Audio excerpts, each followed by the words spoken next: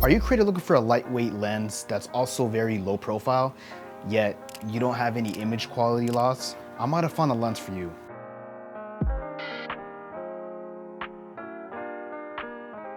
This right here is a 35mm f2.2 lens from SG Image.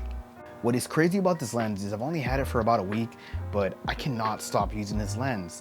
And a couple of things surprised me. One of the things I love about this lens is how compact it is. Not only is it lightweight, it's small enough to just put in a bag and I don't have to think about it. But what catches me off guard the most is just how small it is compared to the 35mm f1.8 from Lumix. Look at this size difference. And they're 35 and 35, it's insane. I'm always getting great quality, whether it's photo or video, and it has some characteristics that I like about it. I've noticed that it's pretty sharp, and I believe it's a bit sharper and it has some character over the 35mm from L mount.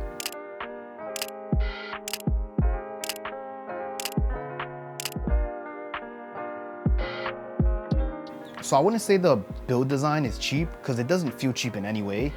The build quality is actually pretty nice. It has a metal and plastic build to it, but it's so small that it doesn't feel cheap and the material is actually pretty rigid.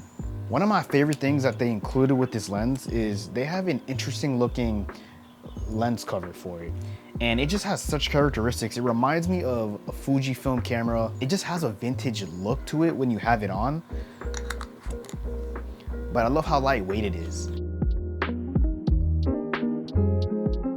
I find that the f-stop number is very interesting. So instead of a 2.8 or a 1.8, it's in between.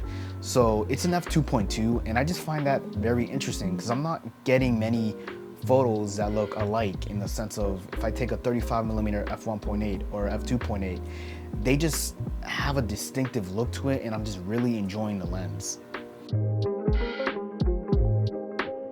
I think one of the coolest parts about this lens is that even though it's bare bones, the best part about this lens is that it has autofocus. But one thing I am noticing from the lens itself is it is a bit noisy when it's autofocusing, but it's nothing too crazy where it's super loud. But the fact that it's a lens that's this small, I believe it's about the same size as a 18 to 40 from Lumix. I haven't had that lens in a while. My dad basically took that lens from me with his S9. The reason why this lens feels so good to have in your arsenal is not only is it small and compact, but you get great image quality. This type of lens not only makes me want to shoot more, but it also makes me just want to take photos in X-Pan mode, which is a very specific style that I've been shooting in lately, and in black and white with the Lycochrome colors from the S9. This lens not only is great for the S9, but it could really be used for any of the S-line cameras that are currently out right now. It's funny because the quality of the image comes out so nice and pleasing to the eye that it almost feels like a point and shoot, but I'm getting just way better depth of field when it comes to images.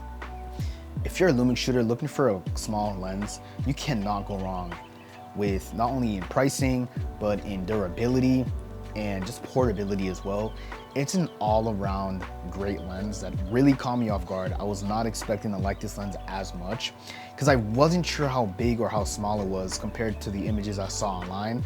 But when I really saw it next to the 35mm f1.8, I was really caught off guard. The great thing about this lens overall compared to the 35mm from Lumix is that you're not really losing any image quality. You're not losing any more money than you're already buying with the 35mm f1.8. But I do think this lens fits perfectly with the S9.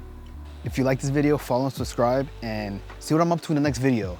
I'm hoping to get the new Lumix lens relatively soon. I did reach out to them and I should be getting it within the next week or so, but I can't wait to test this lens out compared to that lens, and you'll be seeing me talk about that lens as well.